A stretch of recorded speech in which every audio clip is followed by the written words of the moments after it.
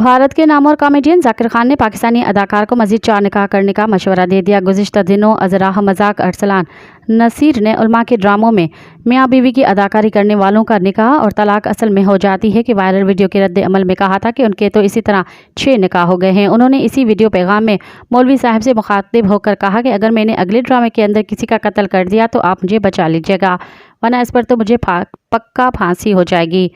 YouTuber की इसी video के वायरल होने की देर थी कि पाकिस्तान के सरहद पार से भी कमेंट सेक्शन में तबसरों की भरमार हो गई। इस पोस्ट में भारतीय कॉमेडियन जाकिर खान ने भी अपने तबसरे में कहा कि दोस्त 4 और करके टोटल 10 कर लो। मज़ीद ख़बरन ऐं तफ़सीलात लाइ विज़िट कयो असांजी वेबसाइट www.awamiNewsHD.com ऐं ॾिसंदा रहो अवामी न्यूज़ HD।